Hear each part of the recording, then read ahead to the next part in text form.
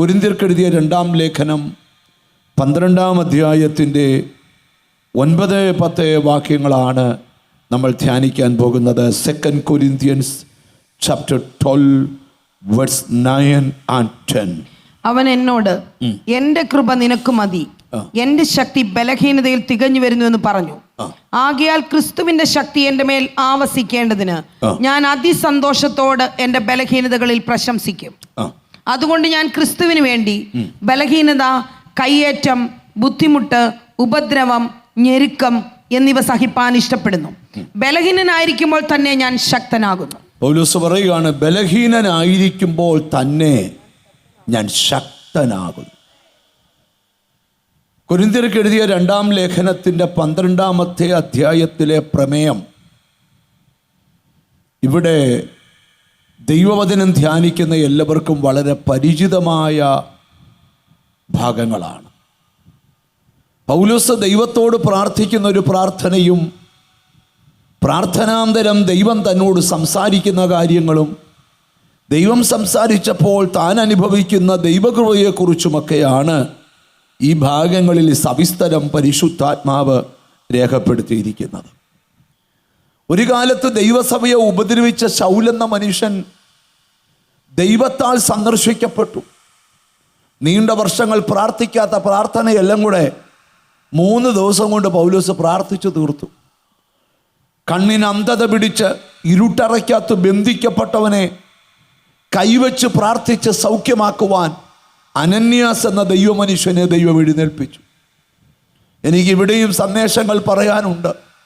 ദൈവവുമായിട്ടുള്ള ബന്ധം കളയാതെ സൂക്ഷിക്കുന്ന ഒരു ഭക്തൻ ഓർത്തോണം, ഏതെങ്കിലുമൊക്കെ കാര്യത്തിൽ ദൈവം നിന്നെ ഉപയോഗിച്ചിരിക്കും. കർത്താവേ, ഒരു ദൈവനിയോഗം എൻ്റെ മേൽ വരണമേ, ഒരു ദൈവ പദ്ധതി എൻ്റെ മേൽ വരണമേ എന്ന് ആര് പ്രാർത്ഥിക്കുന്നുണ്ടോ, കാലം ഇച്ചിരി താമസിച്ചാലും നിന്നെ ദൈവം നിശ്ചയമായും ഉപയോഗിച്ചിരിക്കും. ആ പൗലോസ്ലീഹ ഗലാത്യ ലേഖനത്തിൽ വായിക്കുന്നുണ്ട്, താന് അറബിയിലേക്ക് പോയി എന്ന് അവിടെ വായിക്കും. പോയിരുന്ന് ദൈവകൃപ പ്രാപിക്കുക. സ്തോത്രം. ദൈവകൃപ പ്രാപിച്ച് ഹല്ലേലൂയ തിരിച്ചു മടങ്ങി വന്ന് പൗലോസ് തൻ്റെ ജീവിത അനുഭവം കൊരിന്തിലെ സഭയോട് പറയുക, ക്രിസ്തുവിൽ ഒരു മനുഷ്യനെ ഞാൻ അറിയുന്നുണ്ട്. പൗലോസാന്ന് പറയുന്നില്ല. 14 സംവത്സരം മുമ്പ് 3-ാം സ്വർഗം വരെ. ആ ഭാഗം ഒന്ന് വായിച്ച് കേൾപ്പിക്കാമോ? ക്രിസ്തുവിലുള്ള ഒരു മനുഷ്യനെ ഞാൻ അറിയുന്നു. അവൻ 14 സംവത്സരം മുമ്പ് 3-ാം സ്വർഗത്തോളം എടുക്കപ്പെട്ടു. 2 കൊരിന്ത്യർ 12-ന്റെ 2-ാമത്തെ വാക്യമാണ് കേട്ടോ. ക്രിസ്തുവിലുള്ള ഒരു മനുഷ്യനെ ഞാൻ അറിയുന്നു.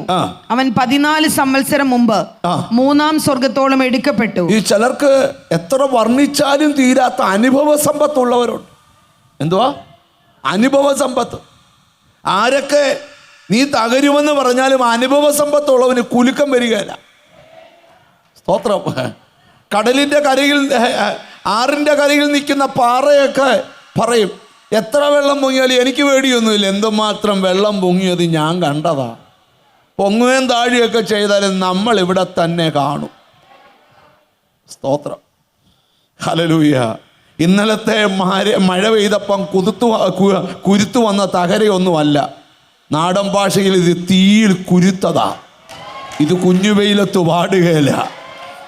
പൗലോസ് പറയുക, 14 സംവത്സരം മുമ്പ് ക്രിസ്തുവിലുള്ള ഒരു മനുഷ്യനെ ഞാൻ അറിയുന്നു. അവൻ 14 സംവത്സരം മുമ്പ് 3-ാം സ്വർഗത്തോളം എടുക്കപ്പെട്ടു. ശരീരത്തോടെയോ എന്ന് ഞാൻ അറിയുന്നില്ല. ശരീരത്തോടെയാണോ അല്ലയോ എന്ന് ഞാൻ അറിയുന്നില്ല. ശരീരം കൂടാതെയോ എന്നും അറിയുന്നുമില്ല. ദൈവം അറിയുന്നു.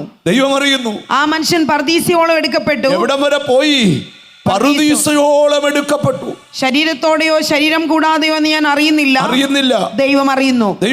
മനുഷ്യൻ ഉച്ചരിപ്പാൻ പാടില്ലാത്തതും പറഞ്ഞുകൂടാത്തതുമായ വാക്കുകളെ അവൻ കേട്ടു എന്ന് ഞാൻ അവിടെ കേട്ടു. മനുഷ്യർക്ക് ഉച്ചരിക്കാൻ പറ്റാത്ത വാക്ക് ഞാൻ അവിടെ കേട്ടു. അനുഭവം പൗലോസ് പറയുകയാണ്. ദൈവത്തിന് സ്തോത്രം. എന്നിട്ട് താഴോട്ട് പൗലോസ് വരുമ്പം 7-ാമത്തെ വാക്യത്തിൽ വെളിപ്പാടുകളുടെ ആധിക്യത്താൽ ഞാൻ അതിയായി നിഗളിച്ചു പോകാതിരിപ്പാൻ. ആണോ പൗലോസ് പറയാ, എനിക്ക് ദൈവം വലിയ വെളിപ്പാടാ തന്നെ. നിന്റെ ജീവിതം മാറാൻ നിനക്കൊരു വെളിപ്പാട് കിട്ടിയാൽ മതി.